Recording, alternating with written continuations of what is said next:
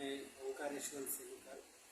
यहाँ आज जो प्रयोग होने जा रहा है यह एक वैदिक याग है। हमारे यहाँ यज्ञ की बहुत बड़ी श्रृंखला है जिसमें दो प्रमुख माने जाते हैं। एक है स्मार्त यज्ञ और एक है श्रोत यज्ञ। स्मार्त यज्ञ परंपरा वो है जो स्मृति प्रतिपादित होती है, जिसमें पारस्कर वेद सूत्र आदि विषय आते हैं, ग्रंथ आते हैं। और श्रोत है, श्रोत मतलब वेद, मतलब कान, और वेदों को कानों से सुनकर ही अध्ययन अध्यापन की परंपरा रहती थी। तो इस कारण इसको श्रुति कहा गया है।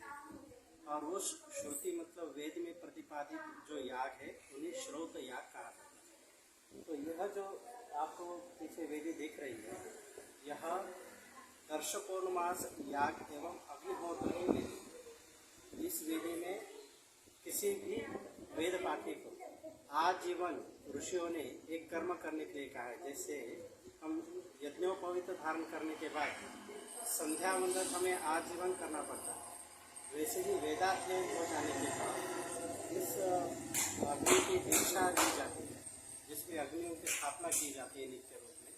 तो उन अग्नियों को आजीवन हमें यज्ञ में आहुति देनी है अग्नि में। तो उस श्रृंखला में प्रातः अग्निहोत्र जो सायं और प्रातः ऐसे दो समय में होता है, और एक दर्श पौर्णमासी याग जो हर पक्ष में किया जाता है। दर्श मतलब अमावस्या, पौर्णमास मतलब पूर्णिमा। और ये अमावस्या और पूर्णिमा के स्थान पर उसके दूसरे दिन जो प्रतिपदा आती है, मतलब अमावस्या के दूसरे दिन आने वाली प्रतिपदा और पौर्णमास के दूसरे दिन आने वाली प्रतिपदा, शुक्ल और कृष्ण प्रतिपदा।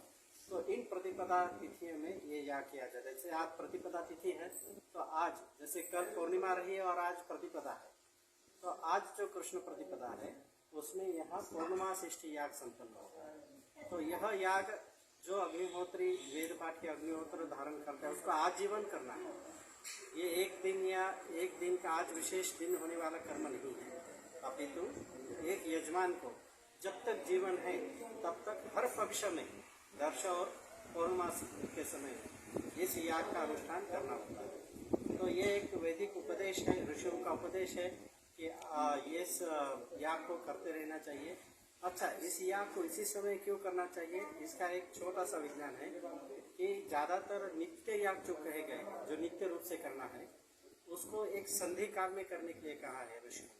और ये संधि काल हमारे आरोग्य के लिए, हमारे समाज के लिए और हमारे समस्त पर्यावरण के लिए ये संधि काल का बहुत बड़ा महत्व है। और इसमें संधि काल में ही पर्यावरण में चेंज होते हैं, हमारे जीवन में भी एक बदलाव आता है।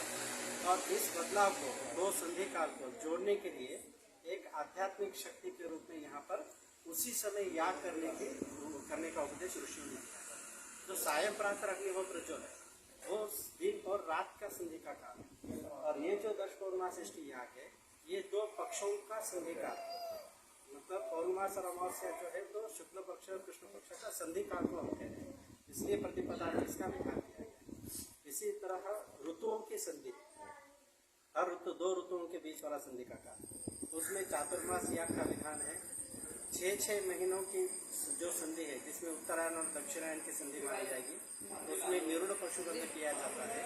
और हर एक साल और दूसरा साल, इन 2 सालों के बीच की जो संधि है उसमें वसंते ज्योतिष आयोजित, इस तरह से ज्योतिष नामक सोमयाग करने का विधान किया है। तात्पर्य यह है कि जितने संधि काल है इस काल पुरुष में, उस संधि काल को दृढ़ करने के लिए ये यज्ञ रूपी उपचार को ऋषियों ने हमारे द्वारा किया जाएगा। ऋषियों ने इसी संधि काल की पुष्टि के लिए किया गया है, काल पुरुष की पुष्टि है। ये काल चक्र निरंतर चल रहा है, सृष्टि चक्र निरंतर चल रहा है। इस सृष्टि चक्र की संधियों को पुष्ट बनाने के लिए ऐसे ऐसे संधि काल में कुछ यागों का नित्य रूप से वर्णन शास्त्रों में विधान किया गया है। इसमें से यह एक पौर्णमास इष्टि याग है जो पक्ष की संधि काल में किया जाने वाला याग। तो संधियों को ही क्यों चुना गया, जैसे यत् पिंडी तत् ब्रह्मांडी कहा जाता है, और यह यज्ञ यहीं तक व्याप्त